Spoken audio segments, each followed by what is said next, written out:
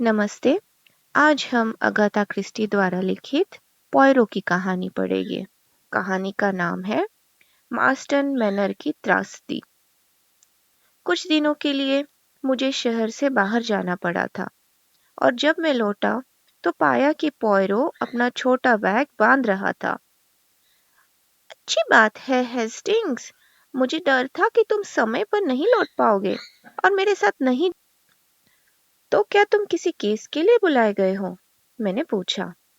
हाँ, लेकिन मुझे मानना पड़ेगा कि ये मामला उतना उत्साहजनक नहीं लग रहा।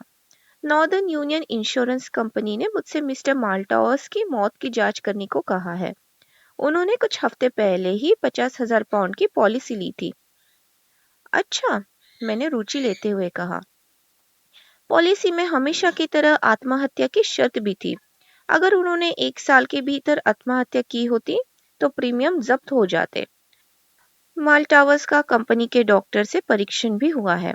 हालांकि उनकी उम्र थोड़ी अधिक थी, लेकिन उन्हें स्वस्थ घोषित कर दिया गया था। लेकिन परसों बुधवार को उनका शव मर्स्टन मैनर के बगीचे में मिला। उनकी मौत का कारण आंतरिक रक्तस्राव बताया गया है। इतना तो सामान्य है, मैंने कहा। हाँ, लेकिन हाल ही में उनके वित्तीय हालात को लेकर कई अटकलें लगाई जा रही थी। नॉर्दर्न यूनियन को पूरा यकीन है कि वह लगभग दिवालिया होने की स्थिति में थे। इससे मामला थोड़ा बदल जाता है। माल्टावर्स की एक खूबसूरत और युवा पत्नी है। कहा जाता है कि उन्होंने किसी तरह सारा पैसा इकट्ठा कर प्रीमियम भरा ताकि पत्नी को बीमा का फायदा मिल सके और फिर आत्महत्या कर ली। ये असामान्य नहीं है। मेरे मित्र अल्फ्रेड राइट, जो नॉर्दर्न यूनियन के निदेशक है, उन्होंने मुझसे मामले की जांच करने का अनुरोध किया है। मैंने उन्हें बताया कि मुझे ज्यादा उम्मीद नहीं है। यदि मौत का कारण हार्ट फेलियर होता तो मैं ज्यादा आश्वस्त होता। हार्ट फेलियर का मतलब कभी-कभी डॉक्टर की असमर्थता भी हो सकती है, लेकिन रक्तस्राव का कारण स्पष्ट लगता है। फिर भी हम जरूरी पूछताछ करेंगे। 5 मिनट में अपना बैग पैक करो हेस्टिंग्स, और फिर हम लिवरपूल स्ट्रीट के लिए टैक्सी लेंगे। करीब 1 घंटे बाद हम गेट ईस्टर्न ट्रेन से मर्स्टनली एक छोटे स्टेशन पर उतरे।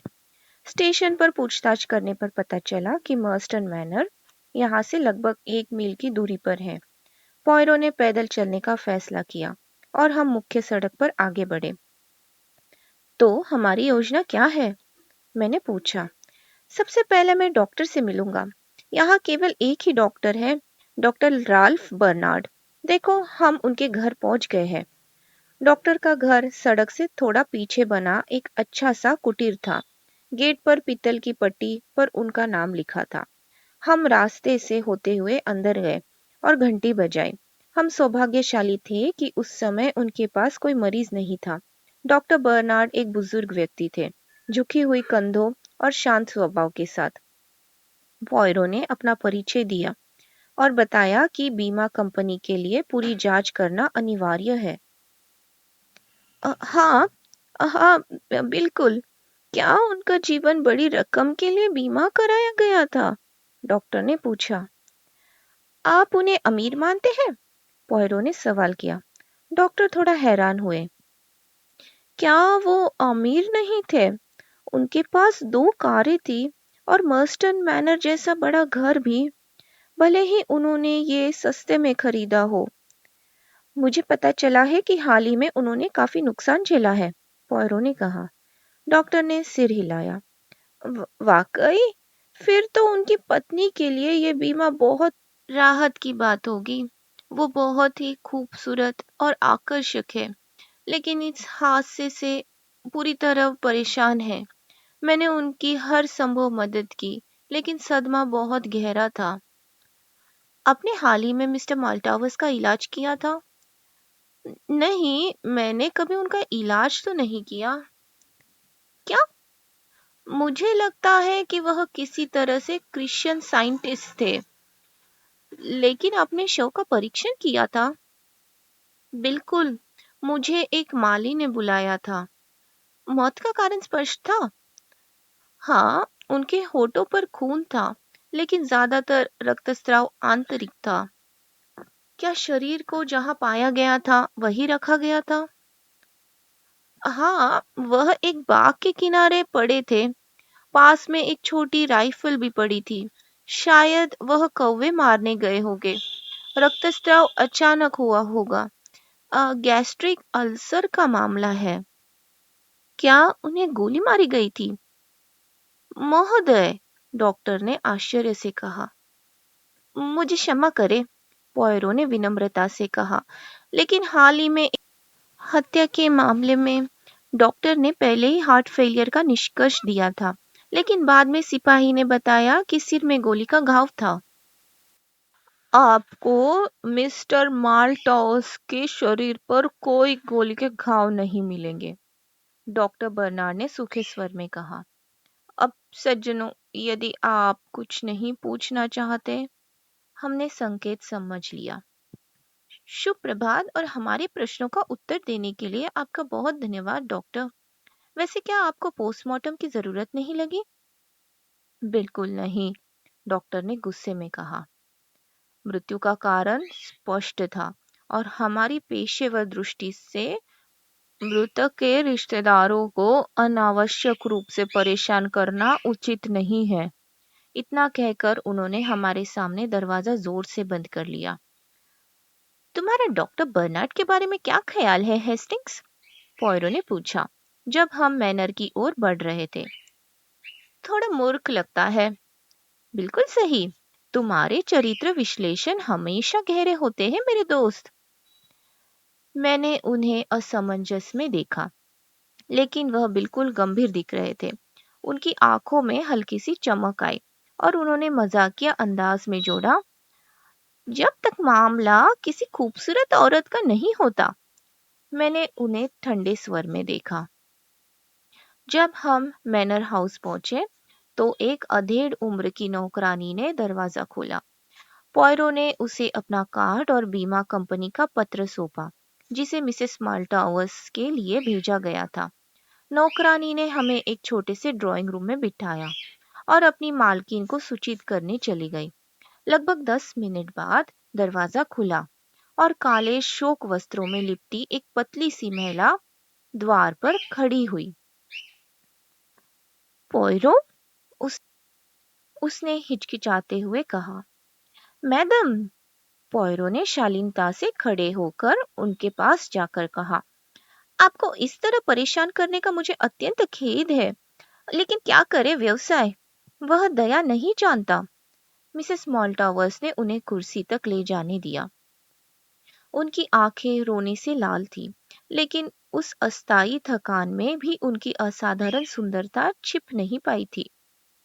उनकी उम्र लगभग 27-8 वर्ष की रही होगी। वह गोरी थी, बड़ी नीली आंखों और प्यारी सी मुस्कुराती हुई अधरों वाली। ये मेरे पति के बीमा के बारे में है ना? लेकिन क्या ये सब अभी करना जरूरी है? इतनी जल्दी? साहस रखिए मैडम। देखिए, आपके दिवंगत पति ने काफी बड़ी राशि का बीमा कराया था और ऐसे मामले को कंपनी को कुछ विवरण की पुष्टि करनी होती है। उन्होंने मुझे इस काम के लिए अधिकृत किया है। आप निश्चिंत रहिए, मैं पूरी कोशिश करूंगा कि ये आपके लिए बहुत कष्टदायक न हो। क्या आप बुधवार की दुखद घटना का संक्षेप में वर्णन कर सकती हैं? मैं चाय के लिए कपड़े बदल रही थी, तभी मेरी नौकरानी आई और एक माली घर की तरफ दौड़ते हुए आया। उसने पाया कि उसकी आवाज धीमी पड़ गई। पॉयरो ने हमदर्दी से उसका हाथ दबाया। मैं समझ गया, बस इतना ही पर्याप्त है। क्या आपने उस दिन दोपहर के बाद अपने पति को देखा था? लंच के बाद से नहीं। मैं गांव में स्टैम्प्स लेने गई थी और मुझे लगता है कि वह बगीचे में घूम रहे थे। कौवों का शिकार कर रहे थे क्या?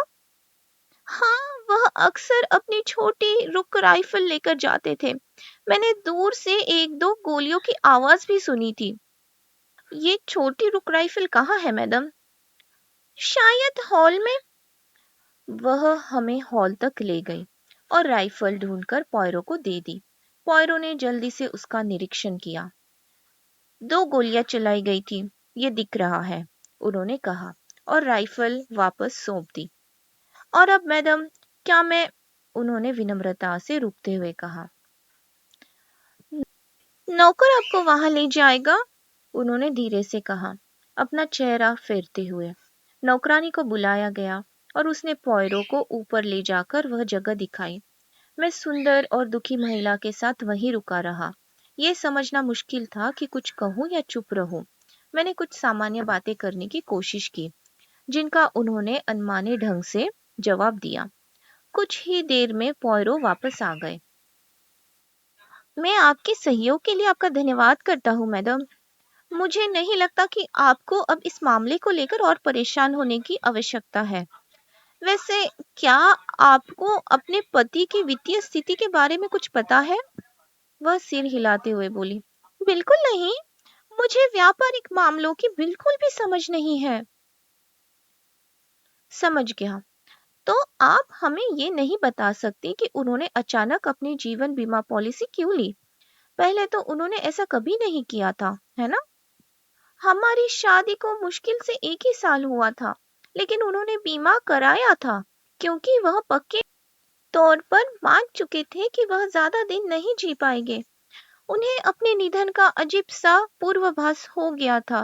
मुझे लगता है कि उन्हें पहले ही एक बार रक्तस्राव हो चुका था और वह जानते थे कि अगली बार यह घातक सिद्ध होगा।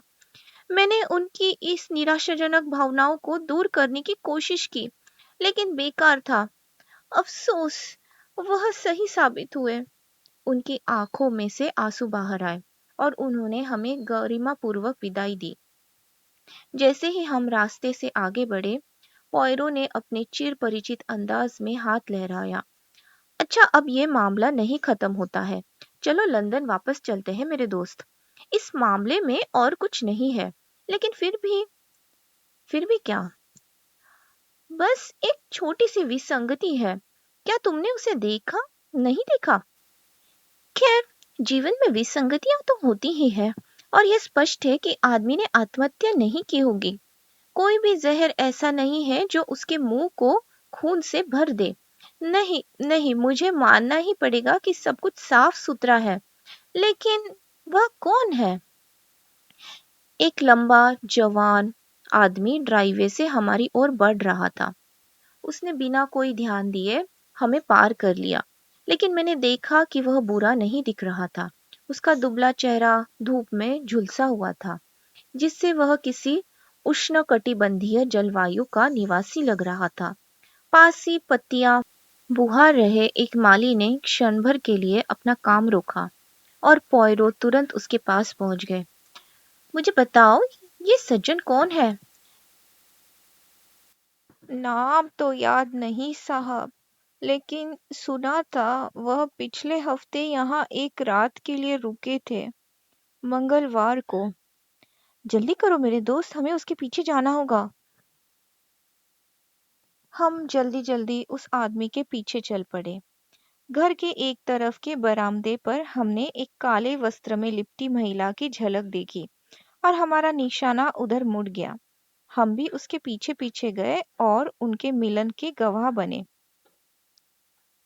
मिसेस माल्टवर्स वहां खड़ी लगभग लड़खड़ा गई और उनका चेहरा साफ तौर पर सफेद पड़ गया।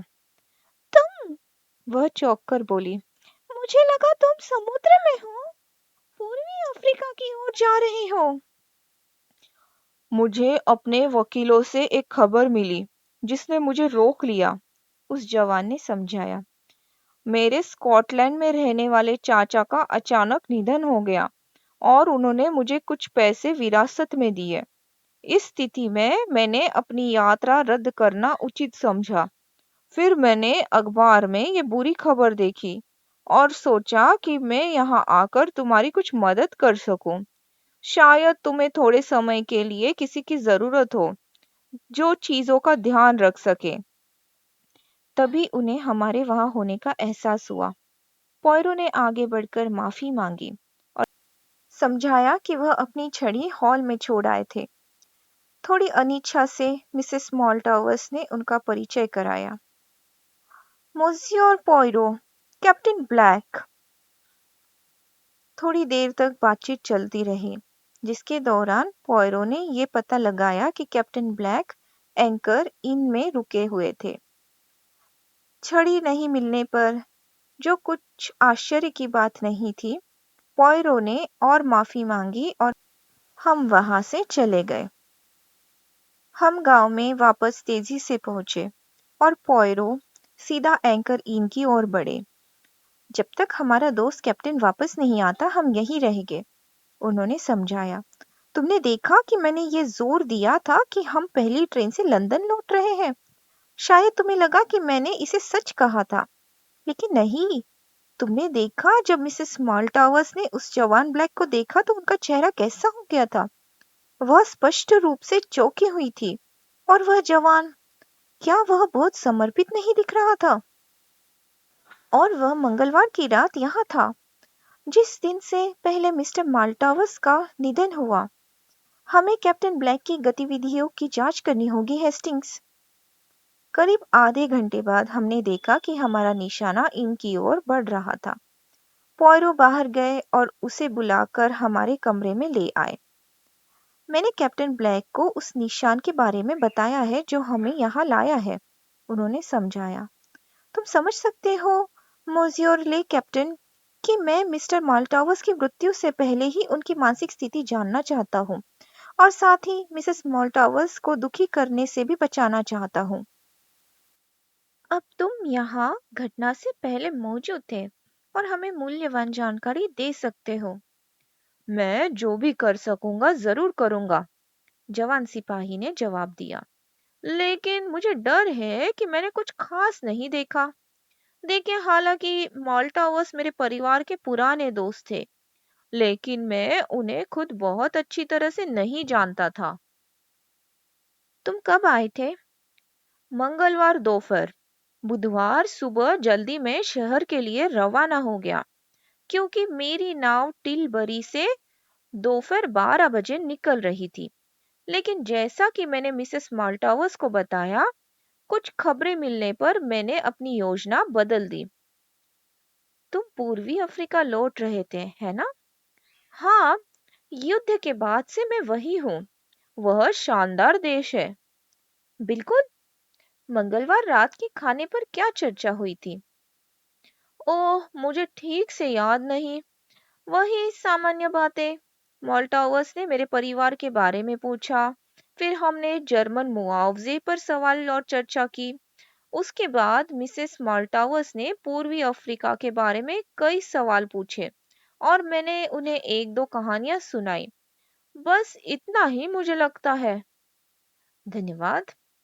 कुछ देर चुप रहने के बाद पॉयरो ने धीरे से कहा, आपकी अनुमति से मैं एक छोटा प्रयोग करना चाहता हूँ।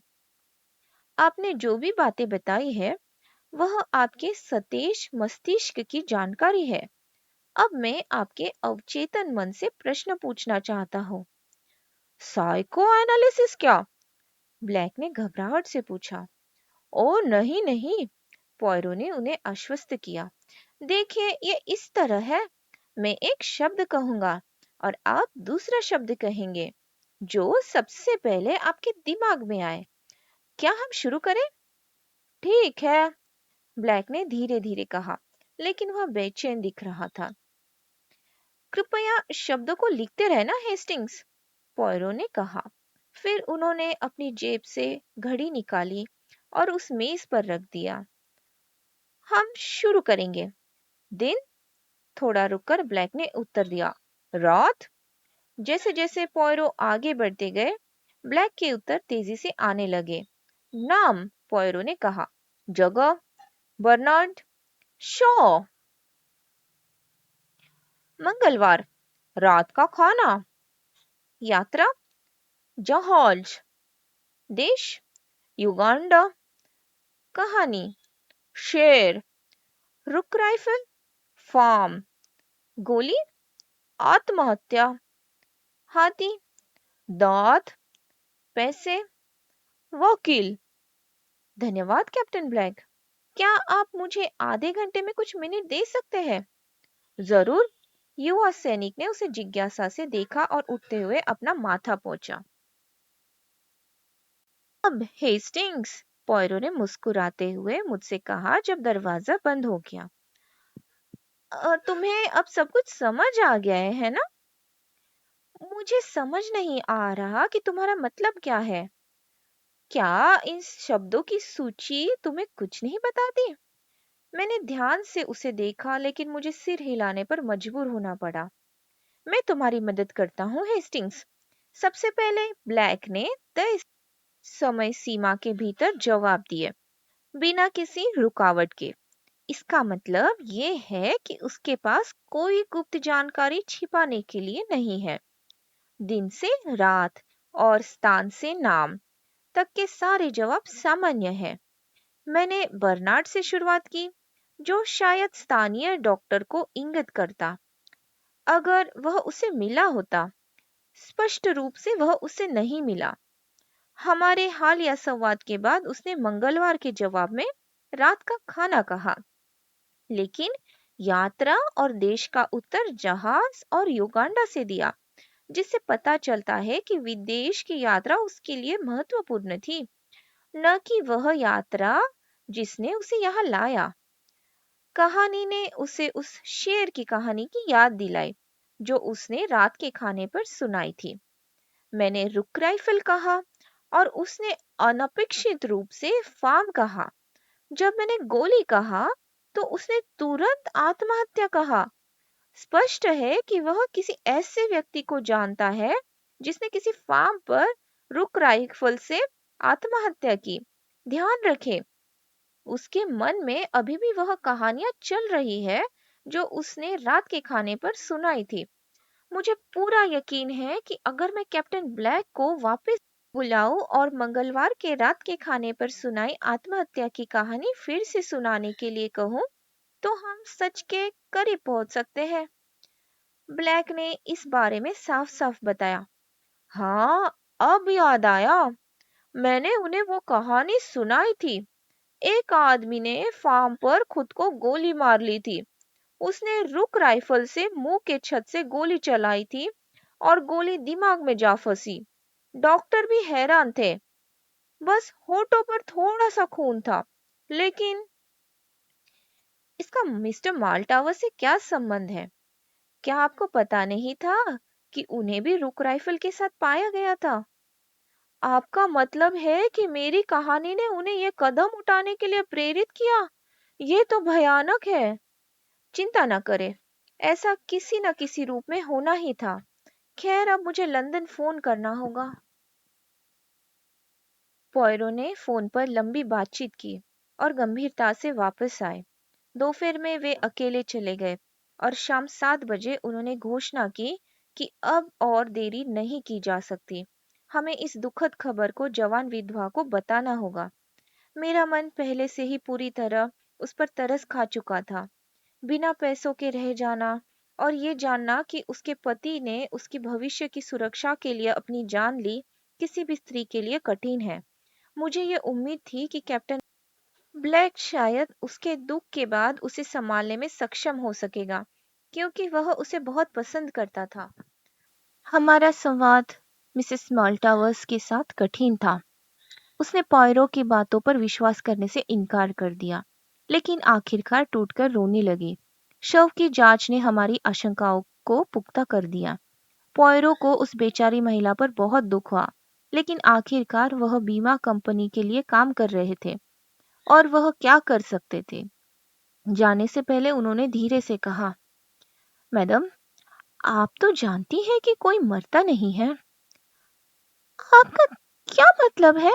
वह हिचकिचाते हुए बोली। उसकी आंखें फैल गईं। क्या आपने कभी किसी आत्मिक सत्र में भाग लिया? आप में माध्यम बनने की क्षमता है, क्या आप जानती हैं? मुझे बताया गया है, लेकिन आप आत्मिकता में विश्वास करते हैं? मैडम, मैंने कई अजीब चीजें देखी है। आपको पता है कि गांव वाले कहते हैं कि ये घर प्रेत बाधित है। वह सिर हिलाती है और तभी परिचारिका ने आकर घोषणा की कि भोजन तैयार है। क्या आप रुककर हमारे साथ खाना खाएंगे? हमने आभार व्यक्त करते हुए स्वीकृति दे दी। और मुझे लगा कि हमारी उपस्थिति उनके दुख को कुछ कम कर सकती है। हमने बस सूप खत्म किया कि दरवाजे के बाहर एक चीख और बर्तन टूटने की आवाज सुनाई दी। हम तुरंत उठ खड़े हुए। परिचारिका दिल पर हाथ रखे आई। वह वह आदमी था, गलियारे में खड़ा था। पॉयरो तुरंत बाहर दौड़े, लेकिन जल्दी ही वापस आए। वहां कोई नहीं है। है नहीं, परिचारिका कांपते हुए बोली। लेकिन वह तो मुझे मास्टर जैसे ही लगा।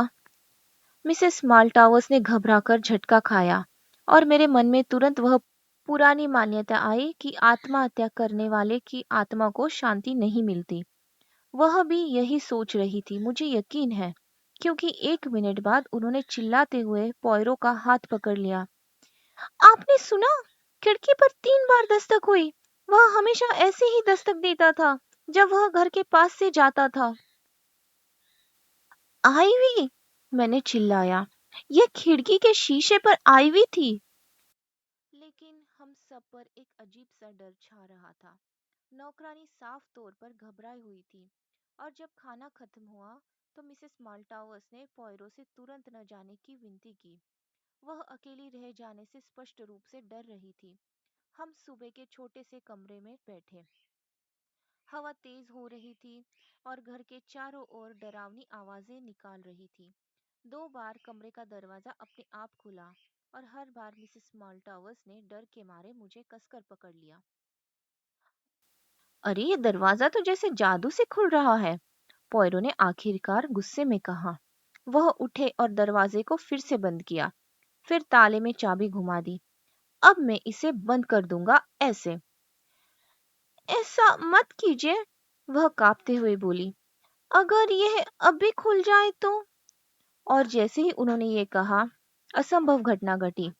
ताला लगे दरवाजे ने धीरे धीरे खुलना शुरू किया। जहां मैं बैठा था वहां से मैं गलियारे को नहीं देख पा रहा था, लेकिन पॉयरो और मिसेस माल्टावर्स की नजर उस पर पड़ी। उन्होंने जोर से चिल्लाया और पॉयरो की तरफ मुड़ी। आपने देखा? आपने उसे देखा? वह गलियारे में था, वह चिल्लाई। पॉयरो ने एक उलझे हुए चेहरे से उनकी ओर देखा, फिर सिर हिलाया। मैंने उसे देखा, मेरे पति। आपने भी तो देखा होगा। मैडम, मैंने कुछ नहीं देखा। आप स्वस्थ नहीं हैं, आप परेशान हैं। मैं बिल्कुल ठीक हूँ। अचानक बिना किसी चेतावनी के बत्तियां टिमटिमाई और बुझ गई। अंधेरे से 3 तेज थपथपाने की आवाज आई। मैंने मिसेस माल्टावर्स को कराहते सुना और फिर मैंने देखा। ऊपर बिस्तर पर देखा हुआ आदमी अब हमारे सामने खड़ा था, एक हल्की भूतिया रोशनी में चमकते हुए। उसके होठों पर खून था और उसने अपना दायां हाथ आगे बढ़ाया, इशारा करते हुए। अचानक उस हाथ से एक तेज रोशनी निकली। वह रोशनी पॉयरो और मुझ पर पड़ी, फिर मिसेस माल्टावर्स पर ठहर गई। मैंने उनके सफेद भयभीत चेहरे को देखा और कुछ और भी। भगवान, पॉयरो! मैंने चिल्लाया। उसके हाथ को देखो, उसका दायां हाथ, वह खून से लाल है। उनकी नजर भी उस पर पड़ी और वह जमीन पर ढेर हो गई। खून! उन्होंने चिल्लाया। हाँ, खून है। मैंने उसे मार डाला, मैंने ही किया। वह मुझे दिख रहा था और फिर मैंने ट्रिगर पर हाथ रखा और दबा दिया। मुझे उससे बचाओ, वह लौट आया है। उनकी आवाज धीरे धीरे गड़गड़ाहट में बदल गई। लाइट्स, पॉयरो ने तेजी से कहा। बत्तियां एक झटके में जल उठी। बस यही था, उन्होंने आगे कहा। हेस्टिंग्स, तुमने सुना? और तुम, एवरेट? ओह, वैसे ये मिस्टर एवरेट जो थिएटर में बेहतरीन कलाकार हैं। मैंने उन्हें आज दोपहर फोन किया था। इनका मेकअप शानदार है ना? बिल्कुल मरे हुए आदमी जैसा। और एक टॉर्च और थोड़ा सा फॉस्फोरेंसेस मिलाकर सही प्रभाव डाला गया। मैं तुम्हें सुझाव दूंगा कि उसके दाहिने हाथ को मत छुओ, हेस्टिंग्स। लाल रंग के निशान ऐसे ही छोड़ देते हैं। जब लाइट्स बंद हुई, मैंने उसका हाथ पकड़ लिया था। वैसे हमें अपनी ट्रेन नहीं चूकनी चाहिए। इंस्पेक्टर जैब खिड़की के बाहर है। खराब रात है, लेकिन उन्होंने समय बिताने के लिए खिड़की पर थपथपाने की मदद की। देखो, पॉयरो ने हवा और बारिश में चलते हुए कहा। वहां एक छोटा सा विरोधाभास था। डॉक्टर का मानना था कि मृतक ईसाई वैज्ञानिक था, और ये धारणा उसे और कौन दे सकता था सिवाय मिसेस माल्टावर्स के। लेकिन हमारे सामने उन्होंने उसे बहुत चिंतित व्यक्ति के रूप में पेश किया। फिर वह युवा ब्लैक के दोबारा दिखने से इतनी घबराई क्यों थी? और आखिर में, हालांकि रिवाज ये कहता है कि एक महिला को अपने पति के लिए शोक का दिखावा करना चाहिए, मुझे उसकी भारी रूठी हुई पलकें पसंद नहीं आई। तुमने नहीं देखा हेस्टिंग्स? नहीं? मैं हमेशा कहता हूँ तुम कुछ नहीं देखते। तो यही था। दो संभावनाएं थी। क्या ब्लैक की कहानी ने मिस्टर माल्टावर्स को आत्महत्या का अनोखा तरीका सुझाया, या उसकी पत्नी ने उसी कहानी से हत्या का एक चालाक तरीका देखा? मैं दूसरी संभावना की ओर झुका। अगर माल्टावर्स ने खुद को गोली मारी होती, तो शायद उसे ट्रिगर पैर के अंगूठे से दबाना पड़ता, या कम से कम ऐसा मुझे लगता है। अब अगर माल्टावर्स को बिना एक जूते के पाया गया होता, तो हमें जरूर किसी से ये बात सुनने को मिलती। ऐसा अजीब विवरण जरूर याद रखा जाता। नहीं, जैसा मैंने कहा, मुझे लगा कि यह हत्या का मामला था, आत्महत्या का नहीं। लेकिन मेरे पास इस सिद्धांत का कोई ठोस सबूत नहीं था। इसलिए तुम्हें जो छोटी नाटकबाजी दिखाई थी, वह इसी वजह से थी। अब भी मैं पूरी कहानी नहीं समझ पाया, मैंने कहा। आओ शुरू से शुरू करें। यहाँ एक चतुर और चालाक महिला है, जो अपने पति की आर्थिक दुर्दशा को जानती है और उस बुजुर्ग पति से तंग आ चुकी है, जिससे उसने केवल पैसों के लिए शादी की। वह उसे जीवन बीमा के लिए मानती है, और फिर अपने उद्देश्यों को पूरा करने का तरीका खोजती है। और एक संयोग उसे ये मौका दे देता है। युवा सैनिक की अजीब कहानी। अगले दिन जब कप्तान समुद्र में होता है, तब वह अपने पति के साथ बगीचे में घूम रही होती है। कल रात की कहानी अजीब थी, है ना? वह कहती है। क्या कोई आदमी खुद को ऐसे गोली मार सकता है? मुझे दिखाओ अगर यह संभव है। बेचारा मूर्ख, वह उसे दिखाता है। वह राइफल का मुंह अपने मुंह में रखता है। वह झुकती है, ट्रिगर पर उंगली रखती है और हंसते हुए कहती है, अब मान लीजिए मैंने ट्रिगर दबा दिया तो। और फिर हेस्टिंग वह दबा देती है।